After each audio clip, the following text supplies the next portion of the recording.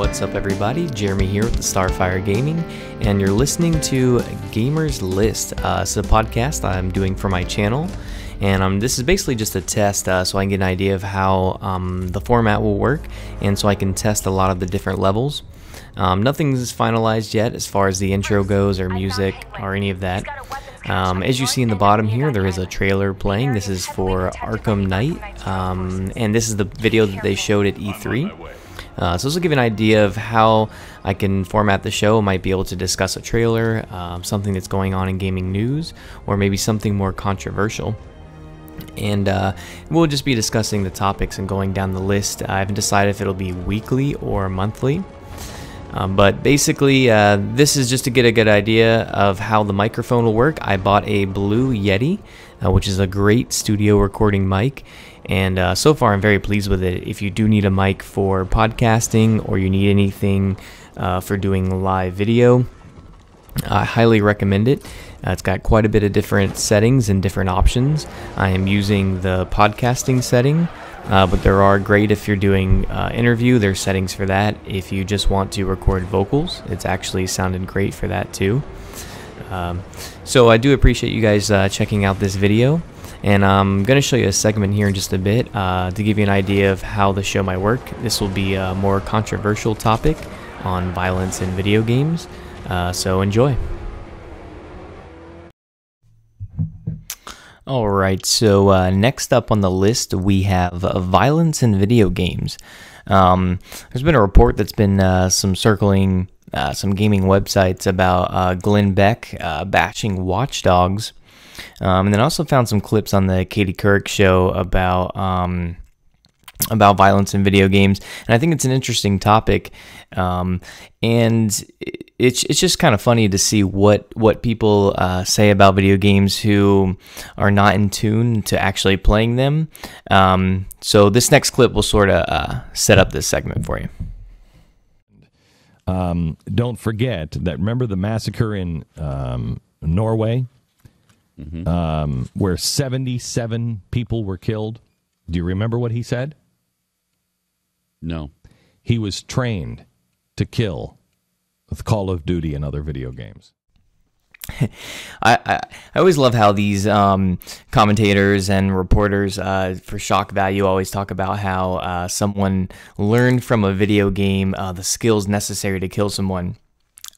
I'm not a scientist, but it's not that hard to kill someone. Wouldn't you just have to shoot? You know, you just have to aim your gun and shoot. So I don't understand what they mean by the skills necessary. I mean, if we're talking about military training here, then we could save a lot of money as a country in the U.S. By just switching everyone to video games instead of spending, hundreds of thousands of dollars training our soldiers. Watch Dogs allow the players to hack into cell phones, ATMs, drawbridges, even helicopters.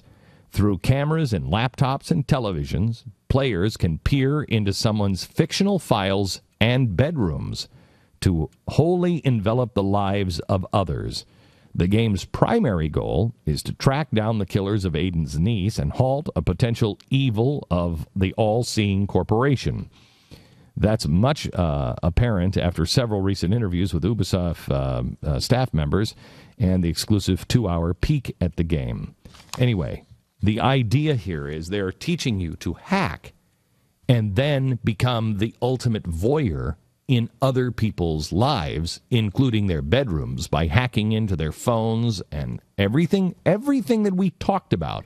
When I said, hey, how many times you go to bed at night and have a conversation with your wife or other things at night, and you put this, your iPad or your phone, in the docking station right there at the edge of your bed?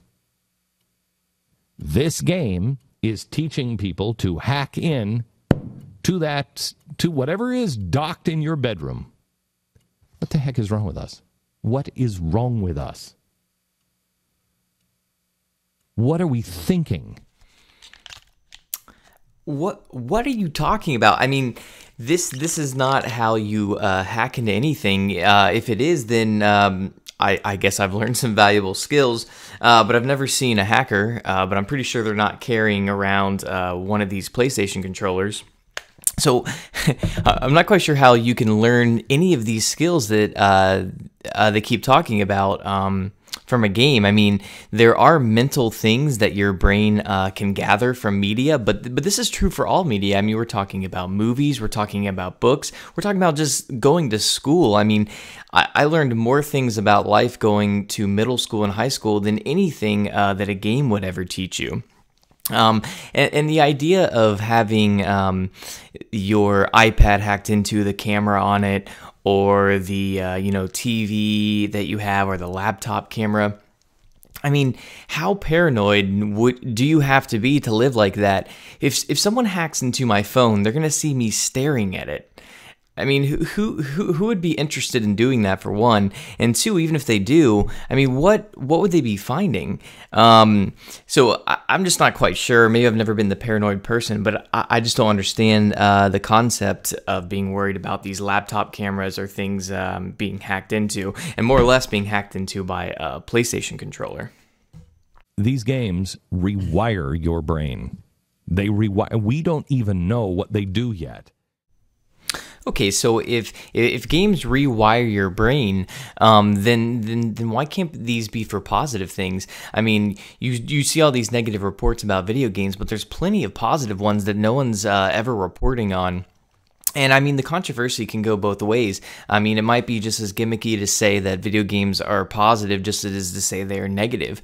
But I believe that there's more substantial research that you can have to show positive effects, such as a vision improving from a video game, or, a mental rehabilitation.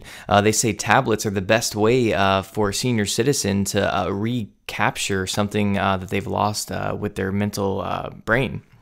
So, I mean, I just don't understand how they've kept saying over and over that games are the cause of all these problems, but then they don't even know what they do yet. So, I mean, it just kind of seems contradictory.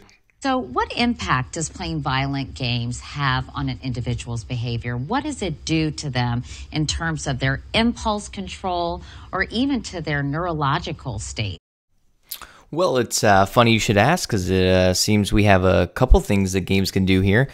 Playing a video game causes positive structural brain changes in regions responsible for spatial orientation, memory formation, strategic planning, and fine motor skills, with potential implications for psychiatric disorders, new researchers suggest. So, I mean, that's a positive thing. So we don't always have to focus on the negative. You could pull out the negative in anything and spin any story. And I understand that sometimes these things are for ratings, but if parents are only hearing this side when they watch these daytime shows, and they don't understand a game like Journey or a game like Flower that gives you a different emotional state and a different mind than a game such as Call of Duty. And I think you can take most people who are really into gaming. I mean, they don't have just a level of shooters as being their only enjoyment. I mean, you might find a casual gamer or someone who is even more into gaming who just does play one kind of a game, such as a shooter, but the majority, they like maybe a wider palette, and they're not into things that are just about violence. For me, the violence in a game is never something that I look at as being a positive point. I don't think, hey, I really hope this game has a lot of violence, because if so, it's not going to give me any mental pleasure. That's definitely just not the case. So I think the true lesson here is that it's a shame that this is the only thing that gets brought to light in mainstream media, and that parents and other people who don't actually play games will never get to see the side of gaming that we all know and love. Alright, just want to thank you guys again for checking out this podcast. I really appreciate the support on the channel, and thanks for watching. I will try and do this a lot more often. Like I said, I'm not sure if it'll be weekly or monthly, or how long the episodes will be. I am doing this solely on my iPad, so it's pretty cool. If you're ever interested in doing anything like that, I have just this Yeti microphone, my headset, my headphones actually, and my iPad. I did all the editing and everything directly on the iPad. So again, thanks for watching the video, and hope you guys will like the next episodes to come. So appreciate it.